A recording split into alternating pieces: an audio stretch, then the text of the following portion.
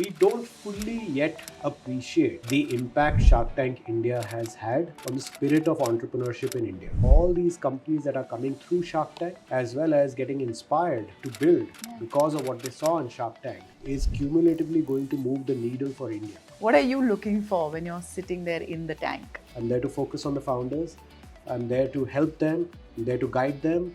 I'm there to critique them. Yeah. But hopefully in a manner that they consider constructive. You're also investing in over, if I'm not wrong, 300 companies. So you have that experience with so many founders. What are some of the traits that you have noticed are common across founders that are successful? Excellence only comes with focus. Yeah. And focus comes with saying no to things. Yeah. And that's what good founders tend to do. Now founders are willing to take on incredible amount of risk. They are willing to go after local challenges in India, local opportunities in India, and build software or build products, build services. They have become absolutely fearless. And that is what has changed.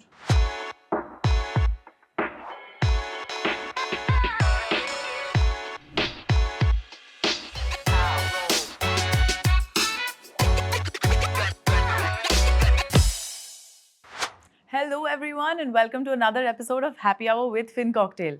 Our guest today can only be described as a serial entrepreneur. He co-founded Snapdeal back in 2010 when the market was definitely not what it's like today and the consumers were definitely not as accepting. He went on to becoming a promoter at Unicommerce, which is a SaaS company that had its IPO in 2024 and became one of the most oversubscribed ones. And also he's a co-founder of Titan Capital, a venture capital firm that's invested in more than 300 companies. He's a part of think tanks, he's on the executive council of NASSCOM, and he serves on the National Startup Advisory Council as well. The list goes on and on. Our guest today is Kunal Bahl. Please welcome him. So you're a newly minted shark. Hello, welcome to the show. Thank you. Thanks for having me. So I've seen a couple of interviews of yours before where you have said ABCD works in India. Astrology, Bollywood, cricket, discounts. Yes, and discounts. This is a long time back. I know. I dug it out. This is probably like a 12, 13-year-old interview. Yep, I dug it out because I find that very, very interesting. Okay. Because you started Snapdeal when the landscape was completely different. The consumers were not as accepting. There was no Shark Tank India. There was no kind of access to so much capital out there. How was it back then and how have things changed both for founders and for investors? Yeah, I would say how have things not changed? Yeah. They have changed, undeniably, incontrovertibly and irreversibly, right? I remember when I started with my best friend from school, Rohit, and we built everything together, invested in everything together. There was nothing really known as a startup. It was either, you joined your family business or you did a job. This twilight zone of two 23-year-olds starting a business in an industry that nobody else has done a business in, while taking money from other people to start it. It sounded like the most inane thing that anyone would do. And they would always put you in this bucket of adverse selection that, okay, maybe you didn't get a job and you don't have a family business and hence you have to do this. So startup as a phrase came into national parlance only after 2015 when the Honorable Prime Minister launched Startup India. Now, obviously, it has permeated across the entire bloodstream of the nation, but that wasn't the case, 16, 17 years ago. Yeah.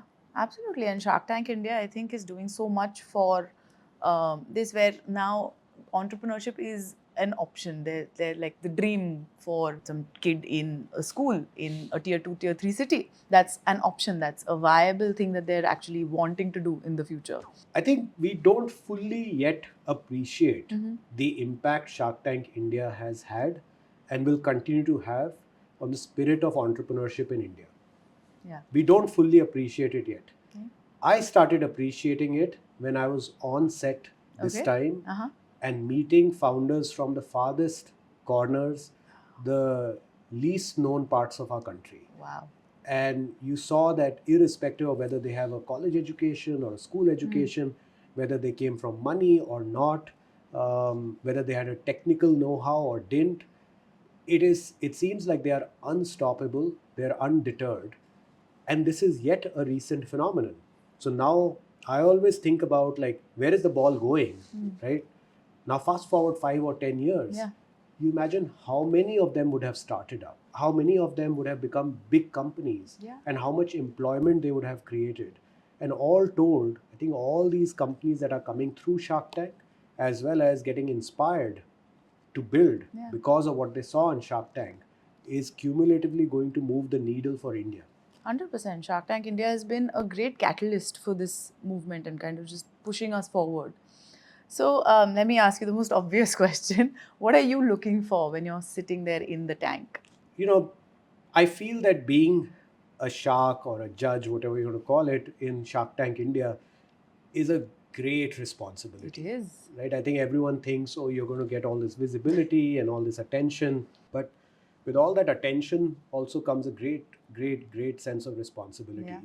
Because these are entrepreneurs, founders who are really putting themselves out there, being absolutely vulnerable on a national stage, sharing all the details, good, bad, ugly, about their businesses.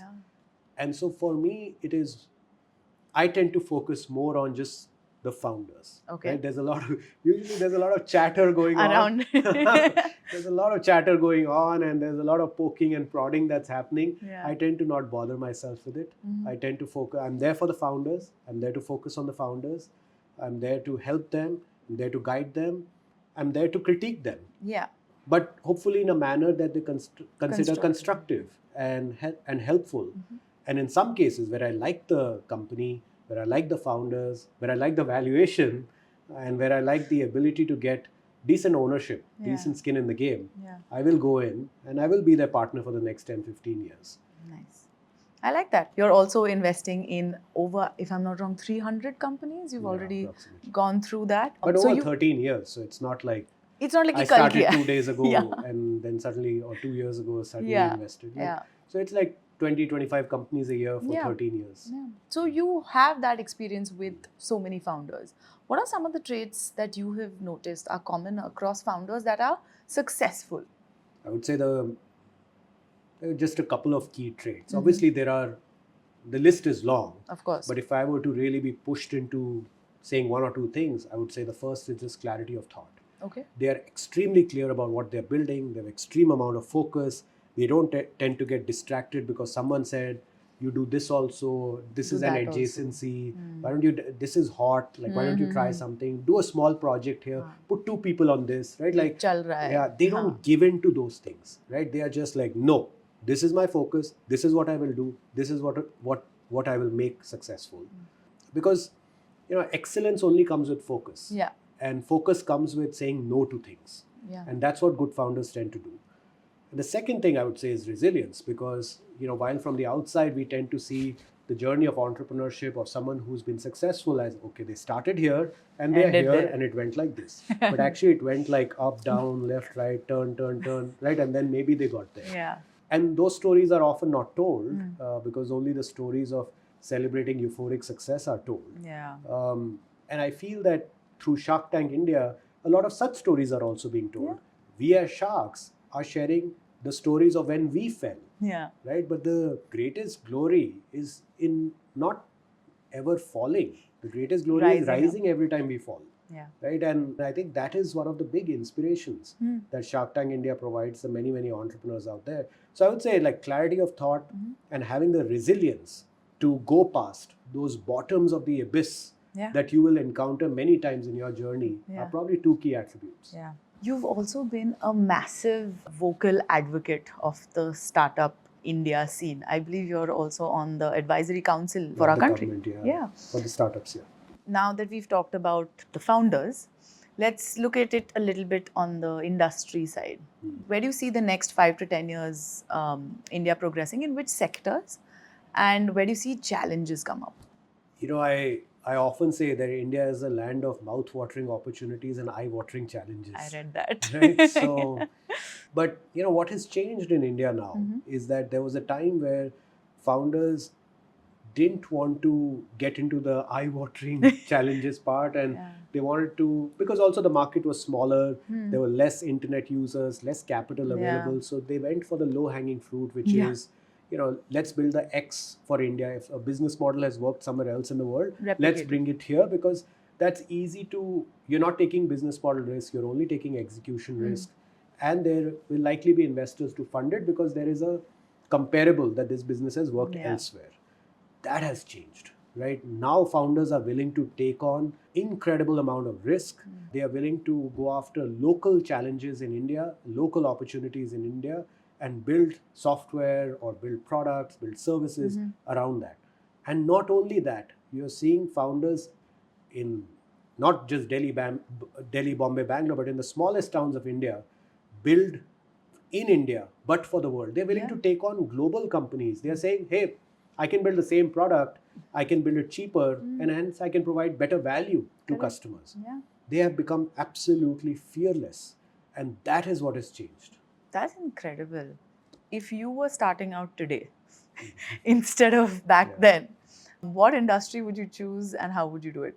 It's hard to say. I don't think I've thought enough about it. But I feel that one of the biggest problems that I tend to think a lot about these days is healthcare. Oh, yeah, where it's massive. I feel that right now we're a young nation, but in 10, 20, 30 years, people will start calling us an aging nation, like we do for some of the other countries in the world. But we have a lot of people, a lot of citizens. And I just don't think we are ready to tackle what's coming our way. That's something I've been thinking a lot about, because at least at nation scale, that's a problem that we definitely need to solve. It's a problem that will require a multi-pronged approach of building infrastructure, building software, building services, building products, building pharmaceuticals, building all kinds of things. And unless we do all of it, we may run into some trouble 10, 20 years down the road. So, as I said, that would qualify as a, eye-watering challenge for the nation, but maybe mouth-watering opportunity for some entrepreneurs. Yeah, very, very interesting. Now that you've seen founders and journeys of companies across their, let's say, timeline, a lot of companies tend to pivot. That's what we call the term pivot. At what stage should a company pivot, and how do you take that call as a founder? Rohit and I have pivoted our business maybe more than a half dozen times. Right? We started as a coupon book company, not even as an e-commerce company. And then eventually, through the various avatars and transformations, not only became an e-commerce company of scale, but also created a software company, Unicommerce, which we took public in a few months ago. This year. Yes, this year. This year, but by the time this will air. Last year, that's why. That's why I didn't say. So by probably, in August 2024, we took that company public. It was the second most subscribed IPO of 2024 in India. I feel that, sometimes we get too attached as founders to the path that we have picked. But there comes a point where you have to realize that the goal is to not make this business model successful. Goal is to build a successful business. Right? And because the prize is for building a successful business, not necessarily making this business model successful. Correct. So we should not get disenchanted. We should not get terrified about the fact that, this thing that I had this deep instinct about doesn't seem to be working. So what? Nobody's stopping you to change. Just change. It's totally in your hands. And every time we felt that, look, now it seems like we are pushing against a wall and things are just not moving. So let's go around the wall. Let's find another path. And every time we had that mindset, it actually took us to a better place. There's a period of fragility in the middle of when you decide to pivot and when the pivot hasn't worked out. And that's where having a good team, a team that's with you and who you take along with you through these transformations, that is really instrumental. You mentioned a team. Of course, building a good team and having them support you while you support them as well is very important. My question to you is that how do you go about building that right team? What do you look for? Building a team or leadership in general is all about creating an environment of trust. It all starts with trust. People think it starts with, ESOPs and salary. Those are important elements. Those are hygiene. But really, leadership or culture begins with an element of trust and building that entire environment of trust. But the question is, how do you build trust? Yeah. Right? Like you can't just say, trust me. मतलब वो तो कोई भी बोल देगा. Exactly. So I don't think that obviously doesn't work. But I'll tell you what works. It's 3 words. Communication, communication, communication. Because unless you're constantly communicating with your team, authentically, accurately, real time, they cannot trust you. Yeah. But if you do that, if you do communicate with them regularly, authentically, real time, transparently, through good times and bad. Companies are great at communicating during good times, right? When they are on a high, sab acha chal raha hai, right? The challenge is when it's bad times, most companies, most management teams go into a shell because they feel that somehow it shows weakness if they communicate to the team that something is wrong or people may run out of the door. Yeah. They don't. They don't. I've gone through enough ups and downs to tell you that they don't. Like 90% of people, really, your team members, if they were authentically tied to the purpose and you've been transparent with them throughout this journey, they will stay and they will support you. And in those moments when, they think they are getting their energy from you, you realize you're actually getting your energy from them. That's incredible. So if somebody who is, a young Indian person, 22, 23, looking to start up, wants to become founder, can you give that person a small piece of advice? Maybe 2-3 things to kind of keep in mind so that they don't, waste their time, somebody else's money, all of that. Generically giving advice to a 23-year-old is a little tough, to be honest. Fair. I think the context matters in terms of what is their background, what is their superpower, what is their fallback option, if any, right? What is their cushion or not? What are the resources available to them? Who do they surround themselves with? Who their co-founders are, right? How deeply have they thought about the business that they want to get into or the problem statement that they've identified? What are the economics of the business that they want to get into? What's the competitive landscape of the business they want to get into?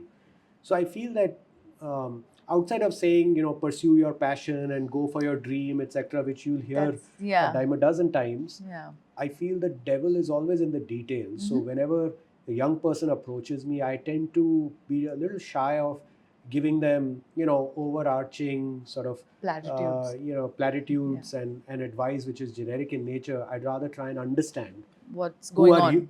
Firstly, who are you? What is your strength? What do you want to do? What will make you resilient when times are tough in this business, right? And why this business and why not some other business? And have you surrounded yourself with a circle of influence that will help you in your journey? Those are the elements that create success in the long run. Not just, andhadhund, let's go for it. Yeah. And I think that's a great way to end our conversation. Thank you so much. Thank you so much for giving us your time. I won't keep you for long. Thanks for having me. Thank you.